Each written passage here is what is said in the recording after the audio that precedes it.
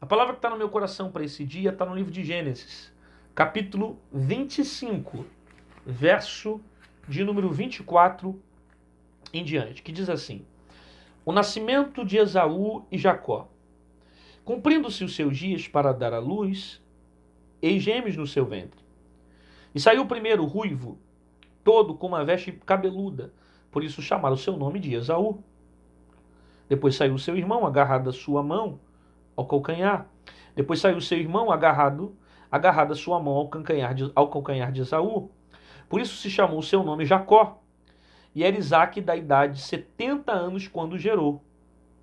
E cresceram meninos, e saiu, e foi varão perito na caça. E cresceram os meninos, e Esaú foi varão perito na caça, varão do campo. Mas Jacó era varão simples, habitando em tendas. E amava Isaque a Esaú, porque a caça era de seu gosto. Mas Rebeca amava Jacó. E Jacó pusera um guisado, e veio Esaú do campo, e estava cansado. E disse Esaú a Jacó: deixa-me, peço-te, comer desse guisado vermelho, porque estou cansado. Por isso se chamou seu nome Edom. Edom significa vermelho. Então disse Jacó: vende-me hoje a tua primogenitura. E disse Esaú: eis que estou a ponto de morrer, para que me servirá logo a primogenitura? Então disse Jacó: jura-me hoje. E jurou-lhe, e vendeu a sua primogenitura a Jacó. E Jacó deu pão a Esaú e o guisado das lentilhas. E ele comeu, bebeu, levantou e foi-se. E desprezou Esaú a sua primogenitura. O texto que eu li está em Gênesis capítulo 25, eu li do verso 24 até o número 34, que vai contar para nós a história de Jacó, como também a história de Esaú. Você sabe que os dois eram gêmeos, né?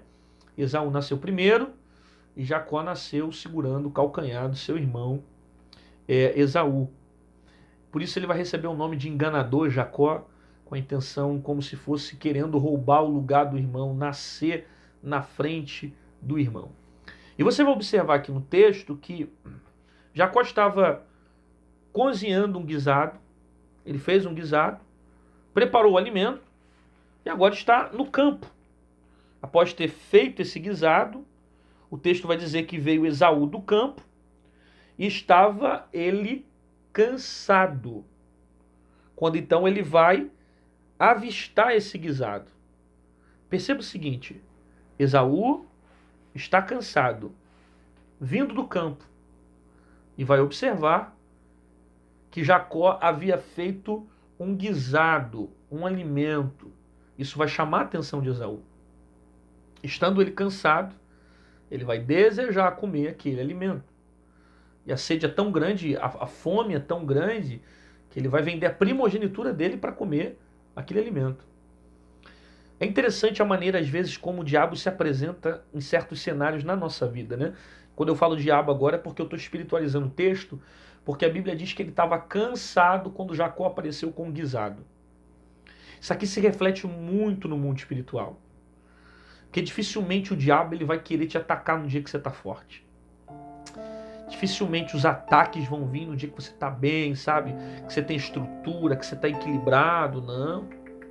Na maioria das vezes, os ataques virão quando você estiver cansado. Sabe aquele dia que você está fraco, está sem força? Ai, não aguento mais. É nesse dia que o inferno vai vir com força para te atacar. Para te apresentar propostas, tentações, ciladas que venham destruir algo importante que tem dentro de você. É quando você está fraco. É quando você está cansado. É quando você está sozinho. É quando tem ninguém perto de você que ele se aproxima. E te oferece coisas que venham roubar a essência que está dentro de você. Está cansado. Está fraco. Está voltando do campo. Foi assim que o diabo tentou Jesus. Mateus capítulo 4, o diabo se aproxima diante de Jesus. Jesus estava com fome, veio de 40 dias de jejum. Então, obviamente, fisicamente, Cristo precisava comer. E o diabo vai tentar Jesus na fraqueza dele. Qual era a fraqueza dele? Comida naquele momento. O diabo vai tentar Jesus na necessidade física dele. Tu não és filho de Deus? Por que tu não pega essa pedra e transforma em pães? Aí Jesus vai dizer, nem só de pão viverá o homem, mas de toda a palavra que sai da boca de Deus. Entende isso aqui? O diabo sempre vai tentar você na sua fraqueza. O diabo não vai tentar você na área que ele sabe que você é forte. Não. Se ele sabe que você está forte, se ele sabe que lá você é forte, ele não vai tentar ali. Ele vai tentar na tua fraqueza. Ele vai tentar onde ele sabe qual é a tua fraqueza, onde você vai cair, aonde você vai ceder. É ali que ele vai bater até te levar à queda. Por isso que você tem que ter muito cuidado. E a Bíblia diz assim, se te mostrares fraco, no dia da tua angústia, pequena será a tua força.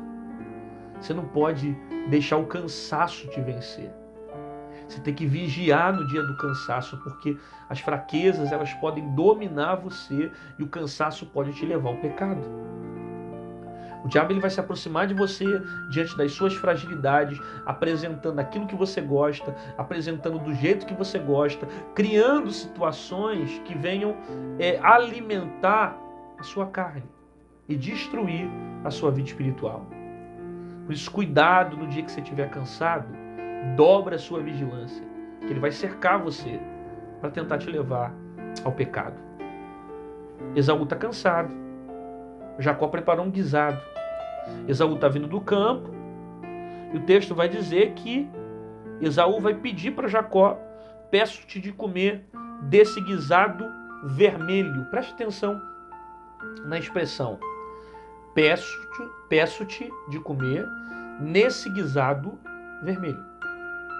Perceba, ele identifica a característica do guisado. O guisado é vermelho. A cor vermelha chama também a atenção dele. Isso aqui é interessante. Porque, primeiro, ele está cansado. Segundo, ele vai ser seduzido pelo olhar. Ele olha o guisado e ele cria o desejo a partir do momento que ele continua olhando, porque ele percebe que é vermelho, ou seja, ele está fixamente olhando para aquilo que ele tem vontade de consumir. A carne dele quer aquilo. Então ele está olhando, ele está identificando características, ele está identificando que é vermelho, ele está identificando que é um guisado e ele quer comer. É muito perigoso isso. Você já sabe que está cansado e fica olhando para aquilo que te faz pecar. Cara, quando você estiver cansado e sentir que a tua fraqueza está quase dominando as suas forças, se afasta. Cuidado com o seu olhar. Cuidado das coisas que você está olhando. Porque aquilo que você olha é aquilo que você vai consumir. Quando você está fixamente olhando para algo, que você não muda o seu olhar e que esse olhar está alimentando um desejo, um sentimento de pecado, você vai cair, cara. Primeiro porque o pecado é consequência de gente que já consumiu há muito tempo na mente. Que Esaú, ele vai comer do guisado, mas ele só vai comer porque primeiro tinha vontade. Você só vai ter vontade se você ficar firme olhando para coisas que alimentam a tua carne.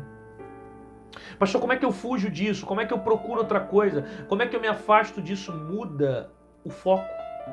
Pare de olhar para o guisado vermelho. Você já sabe que o guisado é vermelho, já sabe que se passar ali vai cair, já sabe que se ouvir esse tipo de música vai pecar, já sabe que se voltar para fulano vai cair, já sabe que se lidar com fulano vai perder a identidade. Você já sabe que aquele guisado é vermelho, se afasta dele. Para de olhar para ele, muda o teu olhar, muda o teu foco. Por quê? Porque se você permanecer focando, olhando para esse guisado, você vai se perder. Você vai cair. Você vai pecar. E vai se afastar do propósito que Deus estabeleceu para você. Então o problema de Esaú aqui é que não só ele tem vontade, como ele também fica fixamente olhando para aquilo que ele tem vontade de fazer. Muda esse olhar. Às vezes você quer vencer o pecado, mas continua olhando para o guisado. Às vezes você quer vencer a tua carne, mas continua olhando para o guisado. Às vezes você quer vencer seus desejos, mas continua olhando para o guisado. Às vezes você quer vencer suas vontades, mas você está firmemente olhando para o guisado. Então, se você olhar para aquilo que a tua carne quer, você vai cair, meu amigo. Se você permanecer olhando para aquilo que a tua carne tem vontade de fazer, você vai pecar e não vai conseguir vencer isso. Por quê? Porque as suas ações são resultados daquilo que você deseja. As suas atitudes são resultados daquilo que você pensa. As suas decisões são resultados daquilo que você quer. Muda o que você vê, muda o seu foco, muda os seus olhos, para você conseguir vencer esse cansaço.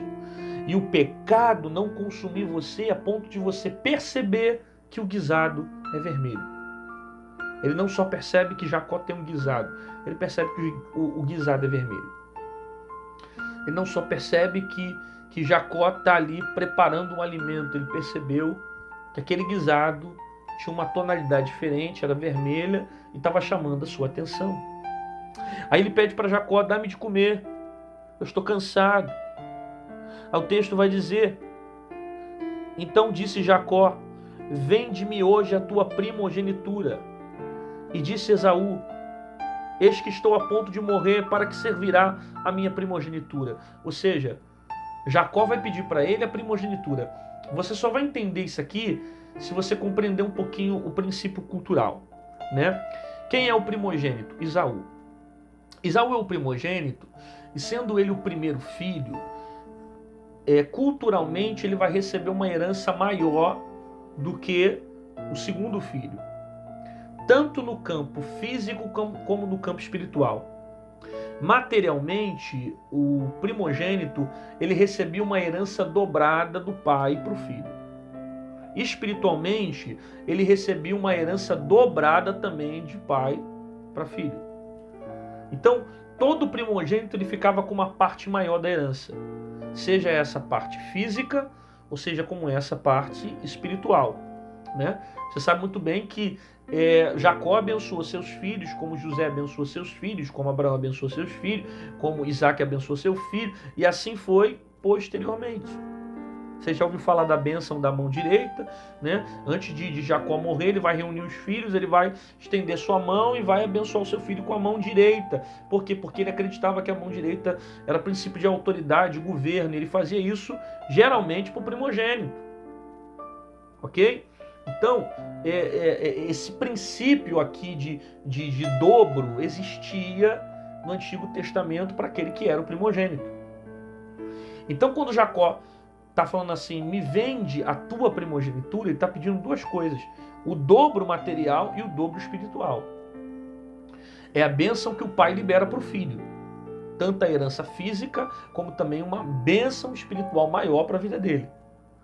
Esaú vai desprezar isso, e ele despreza por causa de um momento. Você está pegando essa palavra ou não? Não tem momento na sua vida que seja melhor do que a herança que o pai já preparou para você. Não tem nada que te ofereçam nessa vida que seja melhor e maior do que a promessa que o pai já preparou para você. Cuidado em você ficar trocando a tua eternidade por causa de um momento. Às vezes por causa de 10 minutos de pecado. Às vezes por causa de alguns segundos no mundo. Não troque a herança que o pai te deu por um trabalho, por dinheiro, por relacionamento, por sexo, porque não tem nada nessa vida que seja mais importante do que a herança do pai sobre você. Eu estou vendo aqui Esaú que está vendendo a sua primogenitura por causa de um momento qualquer, que está influenciando as suas decisões. Você entende que o diabo ele vai te apresentar um momento? Você entende que o diabo vai te apresentar uma oportunidade para tentar arrancar a herança de Deus na sua vida? E sabe por que Esaú vende? Porque para ele a herança não servia para nada. Porque se serve, não tem momento que consiga tirar o propósito de continuar esperando a herança do pai. O diabo ele vai trabalhar muito com o momento. Ele vai te dar um momento para roubar a eternidade. O diabo ele te dá um momento para roubar a herança. O diabo ele te dá um momento para roubar as bênçãos de Deus, a promessa de Deus sobre a sua vida. Deus é o contrário. Ele vai te privar no momento, ele faz você renunciar a certas coisas no momento, mas para depois você viver uma vida restaurada, com as promessas de Deus e com a herança do Senhor sobre a sua vida. Sempre aquilo que Deus tem para você vai ser melhor e maior do que aquilo que os homens podem te oferecer. Portanto, não venda a tua primogenitura. Não faça como Esaú. Não deixe o momento falar mais alto ao teu coração. Não deixe os pratos falarem mais alto ao teu coração. Não deixe com que as oportunidades momentâneas tirem você do propósito de Deus. Porque o que é melhor? Um momento alimentando a tua carne ou a tua eternidade vivendo os propósitos de Deus? Fica firme diante do Senhor, não retroceda, não olha para trás, não deixa esse pecado te seduzir. Eu sei que tem hora que a carne grita, eu sei que tem hora que a vontade, sabe, de consumir, eu sei que às vezes a vontade aparece, mas é muito melhor você ficar no tempo de Deus. Espera o tempo de Deus. Se precipita não. O que o diabo te oferece só dura um momento, às vezes até rápido, mas acaba. O que Deus te oferece vai te levar para a eternidade. As coisas de Deus sempre valem mais a pena. O que vem do diabo é momentâneo, o que vem de Deus é duradouro. Então fica esperando o tempo de Deus e não se vende por causa de um momento. Renuncia o momento que for preciso para você ficar com a herança que o Pai determinou para a sua vida. Espera o tempo de Deus. Você recebe essa palavra? Você pega essa palavra? Então declara aí nos comentários, escreve aí nos comentários: eu vou ficar com a herança do Senhor. Eu prefiro a promessa de Deus. Eu prefiro esperar em Deus. Eu quero o que Deus tem para mim. Isso, escreve alguma coisa, compartilha, mostra que você está recebendo essa palavra, reproduz isso. Eu fico com a promessa de Deus. Eu não vou me entregar ao momento. Não vou me entregar a minha carne, eu não vou me entregar ao pecado, porque eu sei que não vale a pena. Porém, vai valer a pena esperar no Senhor, vale a pena sacrificar um momento, vale a pena renunciar algumas coisas em prol de receber algo de Deus, porque o que Deus tem para mim é sempre melhor para minha casa e para minha vida.